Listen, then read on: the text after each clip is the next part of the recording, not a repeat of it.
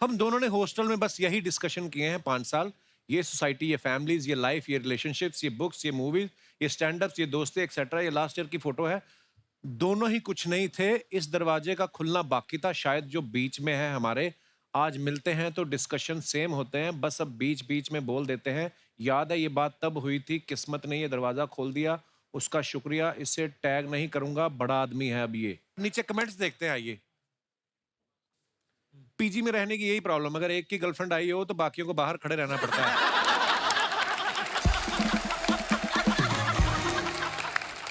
और दिखाइए भाई, एक बार दरवाजा खटखटा के देख लो, कई बार बाथरूम में बैठा इंसान सिर्फ फोन पे बिजी होता है।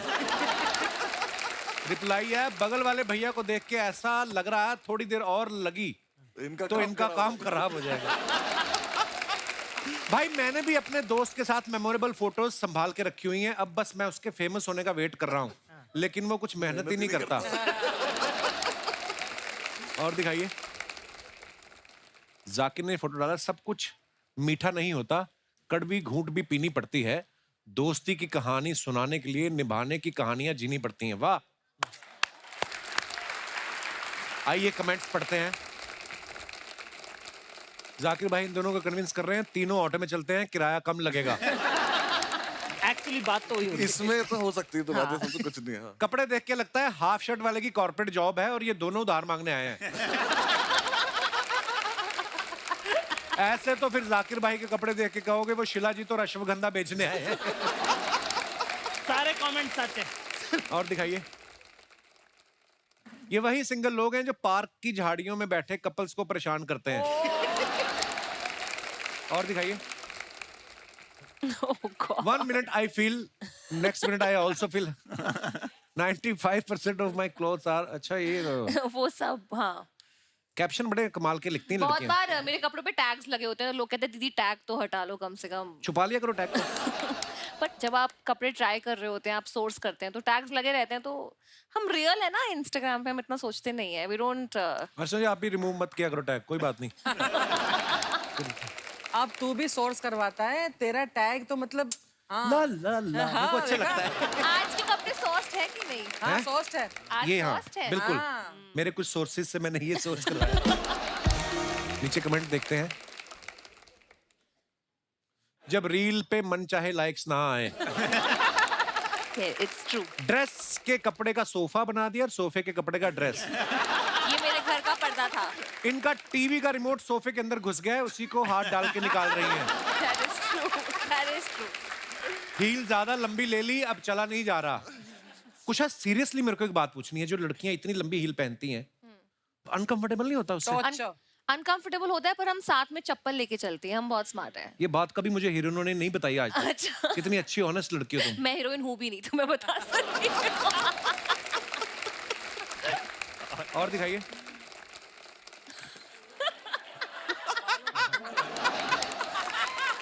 बालों की ग्रोथ ज्यादा ही तेज हो रही है। क्या है ये मन्नू, क्या क्यों किया ऐसा? यार ये एक विग मिली थी, पहन ली। अब मुझे ऐसे तो बिकनी भी मिलती, वो भी पहन लेते। अब बहुत मनहूस लग रहा है यार, तुमने देखी नहीं कभी। आइए नीचे कमेंट्स देखते हैं क्या। ऐसे लंबे बाल वालों को क्या विदेश में दोस्त जल्दी मिल जाते हैं? दोस्त का तो पता नहीं भाई, लेकिन खाना तो मिल ही जाता है। इनके बालों की ग्रोथ देख के लग रहा है ये यमुना पार से पैदल चल के विदेश पहुंचे हैं। और दिखाइए, यार क्यों ढूंढ ली है? मैं भी कल अंधेरी स्टेशन पे एक सिमरन के पलटने का इंतजार कर रहा था, लेकिन जब वो पलटी तो सिमरनदीप निकला। और देखते हैं, बस्सी साहब ने फोटो डाला, सोचा एक फोटो तो डाल दूं, एम्स्टर्डम में मजे आ रहे हैं गाइस फुल। कमेंट्स दिखाइए नीचे। ऐसे फोटो तो इंसान रिश्तेदारों के लिए डालता है, विदेश की असली फोटो तो दोस्तों के ग्रुप पे डालता है। आप एम्स्टर्डम जाकर भी एक ही फोटो डाल रहे हैं। मेरे चाचा का लड़का अलीगढ़ गया था, उसने अलीगढ़ डायरीज बोल के 150 फोटो डाल दिए।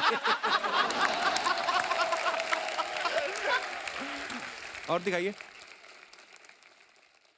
जाकिर भाई ने फोटो डाला है, had a super fun time chatting with the legend moon star Akka Babita जी। तो सिंगल ही हैं फिर आप?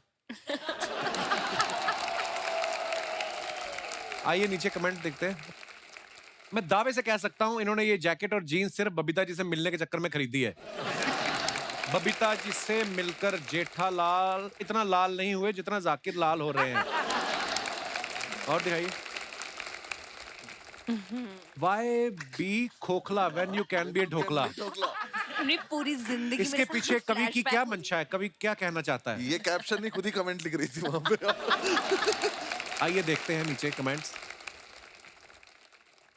पड़ोसन को बहाने से अपनी साड़ी का डिजाइन दिखाते हुए किसी ने कहा येलो मेरा फेवरेट है, पहले येलो की स्पेलिंग सही लिखें। येलो। आप ऐसे खिड़की पे मत खड़े रहिए, बाहर सब्जी वाले की पूरी सब्जी बिक गई फिर भी चिल्ला रहा है सब्जी ले लो सब्जी ले लो। बिल्डिंग सेक्रेटरी लिखा है उसके नीचे। और दिखाइए।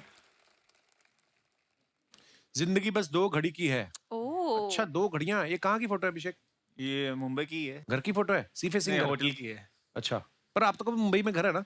हाँ। रहने नहीं देते उधर? आइए नीचे कमेंट्स देखते हैं। ये इतने वेले हैं, दोनों घड़ी में देख रहे हैं पहले 12 किसमें बजेंगे। कोई कहता है जिंदगी 2 घड़ी की है, कोई कहता है जिंदगी 4 पल की है, कोई कहता है जिंदगी बहुत छोटी है, कोई कहता है जिंदगी बहुत बड़ी है। बस यही सोचते सोचते मैं 65 का हो गया। अब समझ में आया जिंदगी झंड है। बहुत बढ़िया है। और देखो यही फोटो की बात कर रहा था मैं। बताओ कौन सा प्लॉट खाली करवाना है? आइए देखते हैं नीचे कमेंट। भाई मकान ही खाली करवाते हो या सामान भी शिफ्ट करवा देते हो? वाह साहब वाह। आपके हर पोस्ट में कैप्शंस बड़े फनी फनी से होते हैं, आप कॉमेडी वगैरह क्यों नहीं करते? और दिखाइए। बस खत्म। कुशा, आप इतना सोशल मीडिया पे रहती हैं, हमने आपके बारे में सुना है कि आप पहले लोगों को सलाह देती थी कि सोशल मीडिया पे इतना मत रहा करो, और उसके बाद खुद आप इतना रहती हैं। कहते कि जब आप घर पे नहीं होती तो सोशल मीडिया पे होती हैं। एक हमने आपका एक बात सुनी थी कि आप अंडमान कहीं गई थी शायद, और आपका मोबाइल बंद हो गया था, क्या हो गया था? वहाँ पे नेटवर्क नहीं आता है एक्चुअली। अच्छा, तो फिर कैसे कटी जिंदगी? अंडमान में नेटवर्क नहीं आते। एक मेरा पूरा काम फोन पे है। जैसे ये तीनों शोज करते हैं, स्टैंड अप शोज करते हैं, मेरा सारा काम ही, मेरा office is the phone, because मैं वीडियो फोन पे डालती हूँ। तो वहां पर नेटवर्क ही नहीं आया 3 दिन, तो मुझे कुछ पता ही नहीं लगा कि दुनिया में हो क्या रहा है। मैं बहुत अपसेट हो गई। तो मैंने खाना नहीं ये नहीं होता कि मैंने खाना नहीं खाया था, मैंने उस दुख में और खाना खा लिया था। ऐसा नहीं हुआ मैंने खाना नहीं खाया था। और ऐसा भी नहीं पाजी, आप कुशा से कभी मिलोगे, मतलब हम मिले थे तो कुशा हमें बताती है कि तुम दोनों को इंस्टाग्राम पे और एंगेजमेंट बढ़ाने के लिए ऐसे रील बनानी चाहिए। दोनों को नहीं आती, हमें बनानी। रील नहीं बनानी आती?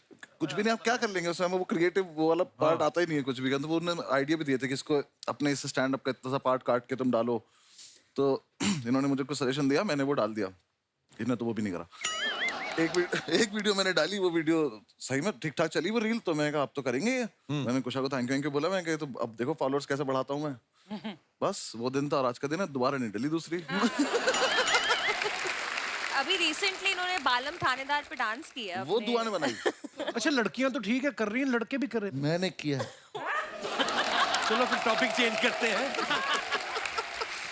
बसी साहब एक बात बताओ, आप जब भी मुंबई आते हो, आप अभिषेक के घर पे रुकते हो? आपका प्यार ज्यादा है कि किराया वगैरह आप देना नहीं चाहते?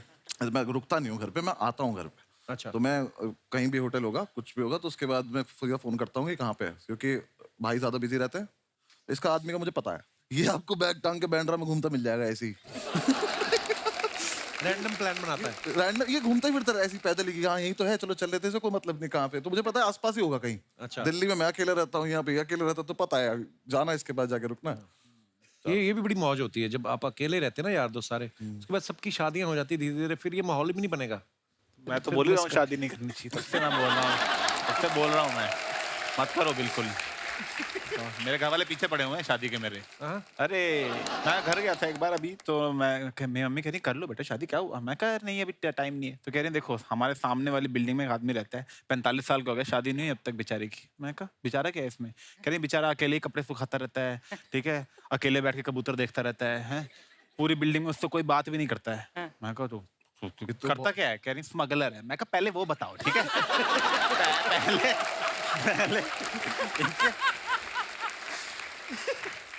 इनके लिए कुवारा होना ज्यादा बड़ी कि ये हिटलर की बोलेंगे मुझे ठीक नहीं थी, बाकी भूल जाएंगे उसने क्या किया। ठीक है ये इनको वो है। ऐसे कोई बाहर का किस्सा सुनाओ मजेदार, क्योंकि आप लोग, मैंने देखा अभी बस्सी भी बाहर थे, आप भी कितना घूमते रहते हो। मेरी बेइज्जती इतनी इंडिया में हो चुकी है कि मैं बाहर किसी को चांस ही नहीं देता। एक तो अपनी और बच्चों की बनती नहीं है, ठीक है। मेरे को ऐसा लगता है कि बच्चे सबसे प्यारे होते हैं 5 से 10 साल वाले, क्योंकि उनको तुम काम बता सकते हो, ये चल पान ले क्या। 11 के बाद वाले बच्चे नहीं है, हाँ। वो सब बाप है, उनको सब पता है परियां छोड़ के गई थी कि नहीं गई थी। सबसे भयंकर बच्चे होते हैं 1.5 से 2.5 वाले। समझ गया ना किन की बात कर रहा हूँ? वो जो चल नहीं पाते हैं पर बोलने लग गए हाँ। वो अपता कुचू वाले। उनके हाथ में सामान आने लग गया पर उनको पता नहीं इसका करना क्या है। हाँ। वो तुम्हारी आंख में चम्मच मार देंगे। अरे मैं उस दिन कॉफी पी रहा था, मेरा बेटा रिमोट डाल गया उसमें। पर बेटा ऐसा करता है, बेटी नहीं करती, वो बहुत ध्यान रखती है। उससे मुझे शक ही रहता है कि उस दिन कॉफी में डाल गया। एक दिन आया बड़ी तेजी से, वही चलना ही सीखा अभी, वो आया फटाफट टेढ़ा मेढ़ा लटकाते, आते ही मेरा मोबाइल उठाया। मुझे शक था कि क्या करने वाला ये, क्योंकि बाप तो मैं ही हूं उसका। वो गया मेरे कमरे में, सीधा ही कमोड उठाया, मैं वहीं पकड़ लिया। पर ये करते वाकई। हाँ, तो अपना बच्चों से अब प्रॉब्लम क्या है कि लोगों ने ये वाला कल्चर बना दिया कि अगर आप कुत्ते से बात नहीं करते हो, बच्चे से बात नहीं करते, आप इंसान अच्छे नहीं हो। ठीक है ना। और अपने से दोनों से, मेरे से जो जवाब नहीं दे रहा उससे बात करने का कोई मतलब नहीं। एक तरफा आशिक मुझे समझ में आता है, एक तरफा बात करने वाले मुझे समझ में नहीं आते। अगला जवाब नहीं दे रहे, लोगों कुचू कुचू। अपने बस का नहीं है ये सब। मैं ट्रेन में बैठा एक बार, इंदौर से मैं दिल्ली जा रहा था, ठीक है।